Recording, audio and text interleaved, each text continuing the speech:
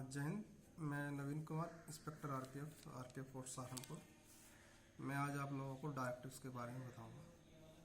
तो डायरेक्टिव जिसको हम निर्देश बोलते हैं, तो सबसे पहले क्वेश्चन उठता है कि निर्देश आए कहाँ से। तो हमारे आरपीएफ रूल 1987 के नियम 28 में जो है आरपीएफ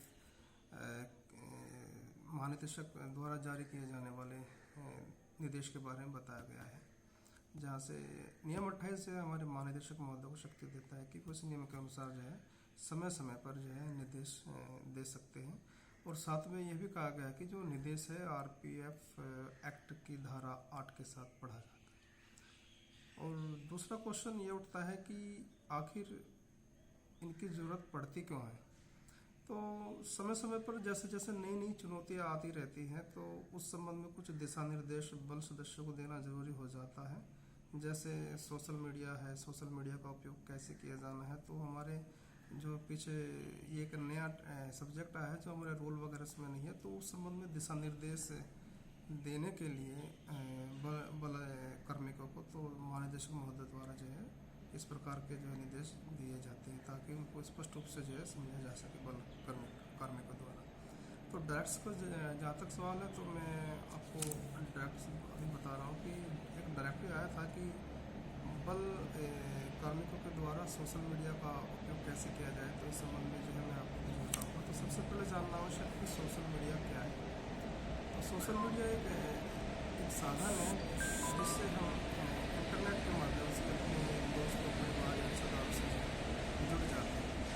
तो सोशल मीडिया भी दो प्रकार का होता है, जिसको हम बोलते हैं एक्सटर्नल सोशल मीडिया और internal social media. External social media में बहुत कम लोग जुड़ते हैं, जैसे कि एजुकेशन ग्रुप हो गया कोई, या सीक्रेट फोरम हो गया। दूसरा कि सोशल मीडिया का दूसरा जो रूप है वो है इंटरनल सोशल मीडिया। इसमें जो है हम बहुत से आदमी एक दूसरे के साथ जुड़ जाते हैं, जैसे फेसबुक हुआ, इंस्टाग्राम हो, व्हाट्सएप हुआ।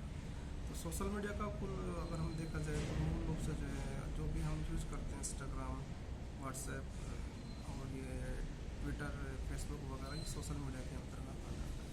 तो इस संबंध में कुछ दिशा निर्देश जो है हमारे डायरेक्टिव्स में जो है बताई गई है। तो सबसे पहला उसे सोशल मीडिया में इसको दो भागों में बांटा गया है कि आधिकारिक तौर से हम जब सोशल मीडिया का प्रयोग करते हैं तो वो कैसे किया जाएगा, और निजी हैसियत से पर्सनल अकाउंट को हम यूज़ करते हैं तो उसको कैसे किया जाएगा। तो उसमें कुछ इंपॉर्टेंट पॉइंट्स इसमें बताए गए हैं।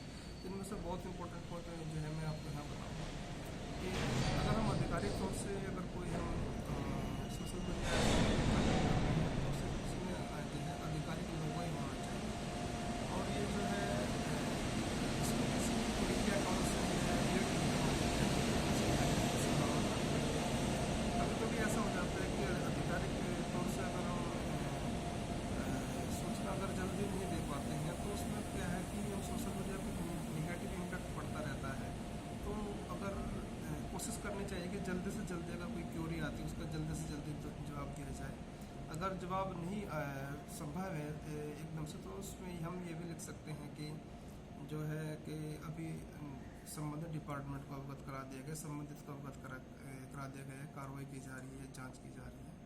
तो इस प्रकार हमको सोशल मीडिया का जो है उपयोग करना चाहिए आधिकारिक रूप से। दूसरा कि निजी हैसियत से अगर हम देखा जाए कि निजी हैसियत से हम किस प्रकार उसको प्रयोग कर सकते हैं, तो सबसे पहले ध्यान देने वाली बात यह है कि जैसे मैंने बताया कि अपने निजी अकाउंट को ऑफिशियली अकाउंट से जो है रिलेट नहीं करना चाहिए। इससे हैकिंग की संभावना बढ़ जाती है, और किसी भी प्रकार से इसमें आपत्तिजनक टिप्पणी नहीं डालनी चाहिए, जिससे किसी कानून या नियम का उल्लंघन होता है तो यह कदाचार का मामला माना जाएगा। और ऐसी भी कोई पोस्ट नहीं डालनी चाहिए कि जिससे कि बल सदस्यों में आपस में ही कोई जो है ऑब्जेक्शन होने की संभावना, तो इस प्रकार की पोस्ट भी डालनी नहीं चाहिए। दूसरा इम्पोर्टेंट पॉइंट इसमें आता है कि कभी कभी कुछ अनवांटेड इंसिडेंट्स हो जाते हैं, तो उनसे बचाव के लिए इसमें स्पष्ट तौर से लिखा गया है कि यदि आपके अकाउंट में कोई पोस्ट आपके रिश्तेदार या परिवार के सदस्य के द्वारा डाली जाती है, तो आप स्वयं ही उसके लिए जिम्मेदार होंगे। ये बहुत इंपॉर्टेंट पॉइंट है सोशल मीडिया उपयोग के लिए जो दिशा निर्देश है। तो इस संबंध में जो है आप अपने रिश्तेदार या परिवार वालों को जो है विस्तार से अवगत कराइए, ताकि आपके जो निजी अकाउंट है उसका जो है दुरुपयोग होने से बचा जा सके। तो ये कुछ इंपॉर्टेंट पॉइंट थे। और इसमें मैं आगे बताऊंगा कि कभी कभी ऐसा होता है कि कोई मिलिट्री मूवमेंट होता है तो इस प्रकार की पोस्ट भी नहीं अपने अकाउंट में नहीं डालनी चाहिए, और कोशिश करनी चाहिए कि इस प्रकार के जो चीज़ों से बचा जा सके। नेक्स्ट डायरेक्टिव जो है मैं आपको बताऊंगा कि वो डायरेक्टिव है कि रेल सुरक्षा बल में कमांडो यूनिट की के संबंध में व्यापक नीति, जिसको हम कोरस बोलते हैं। कोरस मतलब कमांडो फॉर रेलवे सिक्योरिटी। तो इस संबंध में जो है माननीय महानिदेशक महोदय द्वारा हुई अपने नियम 28 का जो है तहत शक्तियों का प्रयोग करते हुए जो है इसमें निर्देश जारी किए गए थे। तो ये बहुत इंपॉर्टेंट एक कमांडो यूनिट है, क्योंकि इसकी ज़रूरत क्यों पड़ती है? इसकी ज़रूरत इसलिए पड़ती है कि आजकल के समय में अलग अलग प्रकार के जो है रेलवे सिक्योरिटी के सामने चुनौतियाँ हो रही हैं। जैसे कोई विध्वंसक नीति होती है, ठीक है, या कोई उपद्रव होता है, कोई आक्रमण होता है, किसी को पैसेंजर को बंधक बना लिया जाता है या किसी का अपहरण कर लिया जाता है। तो इस प्रकार की चुनौतियों से निपटने के लिए एक कमांडो यूनिट की आवश्यकता महसूस हुई, क्योंकि अगर हम देखते हैं कि जितनी भी पैरामिलिट्री फोर्सेज है, BSF, CRPF या जैसे SSB वगैरह, तो उनमें एक अलग से कमांडो यूनिट का गठन किया गया है। तो इसी को देखते हुए यहाँ पे एक कमांडो यूनिट की जो है ज़रूरत महसूस हुई। तो उसी के लिए जो है व्यापक दिशा निर्देश इसमें दिए गए हैं। तो मैं उद्देश्य में आप लोगों को बता चुका हूँ। और इसमें कहा गया है कि जो है 9वीं बटालियन जो हमारी RPSF की 9th बटालियन जो जगाधरी में है वो नोडल बटालियन होगी, और कोई इसका सब मैनेजमेंट जो भी होगा वो प्रोसीजर होगा सब वही करेंगे। तो इसमें आगे बढ़ते हैं। तो इसमें जो कमांडो यूनिट होगी उसमें जो है कांस्टेबल और SI का जो उम्र होगी वो 30 साल से कम आयु के होंगे, और SC जो कमांडो होंगे 35 साल से ज़्यादा के नहीं होंगे, 35 साल से कम ही होंगे इसमें। और इसका जो कार्यकाल लगभग 3+2 यानी 5 वर्ष का होगा। तो आगे चलते हैं। जो उसमें सिलेक्शन कैसे होगा, तो एक इसके लिए प्रोसीजर बनाई गई है। तो महानिदेशक महोदय द्वारा जो है एक बोर्ड का गठन किया जाएगा, और उसमें जो है वार्षिक एक परीक्षण आयोजित किया जाएगा। तो इस प्रकार इसमें सिलेक्शन होगा, और इसकी सिलेक्शन होने के बाद में इनकी एक ट्रेनिंग होगी जो अलग अलग ट्रेनिंग सेंटर्स में है। जो दूसरी पुलिस के जैसे तेलंगाना पुलिस हुई, नेपा हुई, नेपा मतलब नॉर्थ ईस्ट पुलिस एकेडमी हुई, NSG हुई, इस प्रकार से अलग अलग ट्रेनिंग सेंटर है। कुल जो ट्रेनिंग सेंटर है 9 है, जिसमें हम जो है ट्रेनिंग इसको कमांडो यूनिट की कराएंगे। और जो है कमांडो का जो है प्रत्येक वर्ष में 2 माह के लिए जो है रिफ्रेशर कोर्स भी होगा। हाँ, जैसे मैंने पहले बताया है कि जो है हमारे जो 9th बटालियन है इसमें एक वही रेस्पॉन्सिबल होगी कि इसकी किस प्रकार की ट्रेनिंग की रूपरेखा बनाई जाए और किस प्रकार इसका मूल्यांकन किया जाएगा, और ये ट्रेनिंग का जो मैनेजमेंट कैसे किया जाए। तो इस प्रकार 9वीं बटालियन जो है इसके लिए नोडल जो है बनाई गई है। हाँ, और इसके लिए आगे बताया गया है कि इसको फैसिलिटी क्या क्या दी जाएगी। फैसिलिटी इसके लिए आवास और भोजन की जो है स्पेशल से जो है सुविधा मुहैया कराई जाएगी। जो सुविधा मुहैया करेगी जो संबंधित PCSC जो होंगे वो उनके द्वारा ये कराया जाएगा। और जैसे कि अगर ट्रांसपोर्टेशन है तो अन्य जैसे पैरामिलिट्री फोर्सेज है तो उसमें कमांडो यूनिट के लिए एक स्टैंडर्ड होता है वाहन के लिए, तो वो स्टैंडर्ड यहाँ पर लागू किया जाएगा। और जो दूसरे प्रकार के जो होते हैं जैसे बुलेट प्रूफ जैकेट, इस प्रकार के जो अन्य तकनीकी साधन है तो वो भी मुहैया कराए जाएंगे। तो अगर कमांडो यूनिट जो है कहीं मूवमेंट करती है तो उसके लिए जो एक मजबूत टावर वैगन जो है वो व्यवस्था करवाई जाएगी। अब इसमें स्पेशल क्या होता है कि एक कमांडो यूनिट है तो अलग से एक हमारी यूनिट है तो उसके लिए भी वर्दी भी एक अलग से ही करवाई जाएगी। तो अलग अलग प्रकार की इसमें जो है क्या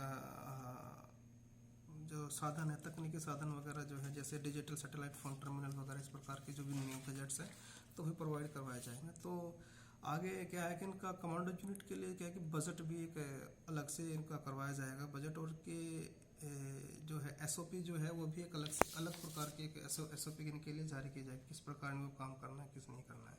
रही विशेष भत्ते, जैसे हमारे नियम 79 में जो विशेष भत्तों और या विशेष लाभ का जो है प्रावधान किया गया तो उसमें भी एक विशेष लाभ जो है हर एक को कमांडो को दिया जाएगा।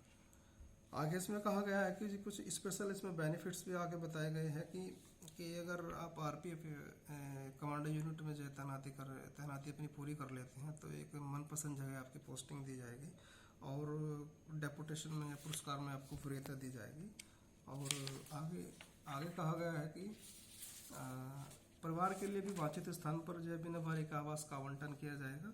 और यदि ड्यूटी पर रहते हुए किसी प्रकार की मिस हैपनिंग अगर हो जाती है तो मुआवजे के लिए भी RS के अंत से जो है हमारे अलग से प्रावधान किया गया है। और इसका एक सबसे अच्छा पॉइंट आगे इसमें यह है कि अगर कोई मिस हैपनिंग अगर हो भी जाती है तो उसमें जो है मेडिकल उपचार अच्छे से दिया जाएगा। और जो भी मेडिकल का जो पीरियड होगा वो ड्यूटी पर माना जाएगा विशेष भत्ते, और जो पूरा वेतन विशेष भत्ते को जो छोड़कर अन्य सभी भत्तों का जो है वो हकदार होगा। तो ये आपको जो है डायरेक्टिव के बारे में बताया गया। अगली जो डायरेक्टिव के बारे में मैं आपको बताऊंगा वो है कि operation of special intelligence branch with RPF। तो इसमें इसका प्रावधान 17 रूल 17.5 में बताया गया है कि जो है कि SIB जो स्टाफ है उसको जो है मंडलों में जो सूचना एकत्र करने के लिए तैनात किया जाएगा। तो इसका मुख्य काम है कि ट्रेड यूनियन की एक्टिविटी जिससे कि रेलवे की किसी प्रकार की कार्य प्रणाली जो है बाधित ना हो, तो इसका जो गठन इस हिसाब से किया गया था। परंतु कुछ नई जैसे मैंने बताया कि समय के अनुसार नई चुनौती आती रहती है, तो कुछ और को भी कुछ आगे जो है ड्यूटीज दी गई है जिससे कि रेलवे कार्य प्रणाली या सुरक्षा किसी प्रकार से बाधित न हो। जैसे कि विध्वंसक कोई गतिविधि हुई या धमकी भरे पत्र स्टेशन मास्टर या किसी अन्य अधिकारी को मिल जाते तो उसकी भी जांच करना। तो जैसे यूनियनों का प्रदर्शन होता है, किसी स्थान पर जुलूस होता है और VIP मूवमेंट अगर होता है, अगर उस VIP मूवमेंट से जो है अगर रेलवे कार्य प्रणाली किसी प्रकार बाधित होती है तो उनकी ड्यूटीज ये बताई गई है। तो उनका जो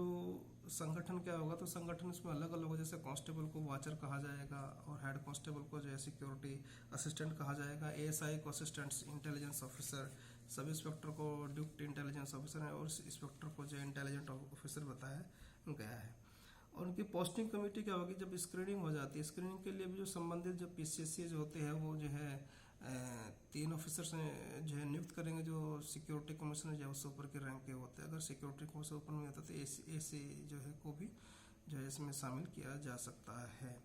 तो स्क्रीनिंग के बाद में एक पोस्टिंग कमेटी होती है, जो पोस्टिंग कमेटी सेंट्रलाइज होगी और DIG MAC, PCSC, RDSO और सीनियर DSC MAS मद्रास के द्वारा ही जो है किया जाएगा। और जो है कभी कभी ऐसा हो जाता है कि एलिजिबल कैंडिडेट्स ज़्यादा आ जाते हैं तो वैकेंसी उस हिसाब से कम हो जाती है, तो फिर वो सीनियरिटी के हिसाब से उनको भरा जाएगा। तो स्क्रीनिंग जैसे मैंने आपको बताया था, स्क्रीनिंग भी जो है फर्स्ट और सेकंड दो स्टेज पर होगी। इनका ट्रेनिंग होगा 2 हफ्ते का आफ्टर सिलेक्शन ट्रेनिंग जो 2 हफ्ते का कोर्स होगा जो संबंधित ट्रेनिंग सेंटर में। तो वहाँ पर जो है एक वहाँ पर जो है कि स्पेशल से जो है इनकी ट्रेनिंग कराई जाएगी। और ट्रेनिंग के बाद जो है फिर इनका पोस्टिंग अगर आते हैं तो इनका पोस्टिंग जो 5 साल होगा। कभी कभी ऐसा हो जाता है कि 10 साल या 15 साल किसी आदमी को या स्टाफ को एक जगह हो जाता है तो उनको किसी दूसरी जगह तैनात किया जाएगा, परंतु SIB यूनिट में ही। सामान्यतः क्या होता है कि इनको जो है SIB में ही रखा जाएगा जब तक इनकी टेन्योर जो है पूरा नहीं हो जाता। अगर कोई ट्रांसफ़र करना भी है तो विशेष परिस्थिति में ही होगा। तो इनकी वर्किंग क्या होती है कि कुछ रजिस्टर मेंटेन करने होते हैं। कुल DS 11 रजिस्टर होते हैं इनके, जैसे कि विलेज में जाकर विलेज की स्थिति क्या होती है उसके लिए एक अलग रजिस्टर होता है। और open sources information register DS1 होता है और डेली फोरकास्ट रजिस्टर DS2 होते हैं। इस प्रकार से कुल DS 11 रजिस्टर होते हैं तो जिनको मेंटेन करना होता है। और रिपोर्ट किनको करने होता है, जैसे कि अगर कोई महत्वपूर्ण मुद्दा है इसमें रेलवे बोर्ड का ध्यान आकर्षित कराना जरूरी होता है, तो जो डिविजन्स में इंटेलिजेंस ऑफिसर यानी जो इंस्पेक्टर्स होते हैं तो वो सीधा ही इंटेलिजेंस सेल जो रेलवे बोर्ड में होती है PSC उनको भी जो है सूचित कराएंगे। PSC महोदय को सूचित कराने के साथ साथ यदि कोई ऐसा मुद्दा होता है कि वो मंडल में है, उनका कमांडेंट महोदय का जो है ध्यान आकर्षित कराना जरूरी है तो वो उनको भी वो रिपोर्ट भेजेंगे। इनका एक इंफ्रास्ट्रक्चर होता है, जैसा कि एक इंफ्रास्ट्रक्चर होगा ऐसी जगह पर होगा इनका इंफ्रास्ट्रक्चर ताकि का जो भी इनके सोर्सेज अगर इनसे मिलने भी आते हैं तो उनकी जो आइडेंटिटी बरकरार रखी जा सके। तो उसके लिए जो है क्वार्टर्स वगैरह को ही इनको ऑफिस कम रेजिडेंस के रूम में को माना जाएगा। और बस इतना ही, आगे के ड्राफ्ट के लिए मैं फिर आऊँगा। आज के लिए इतना ही, जय हिंद।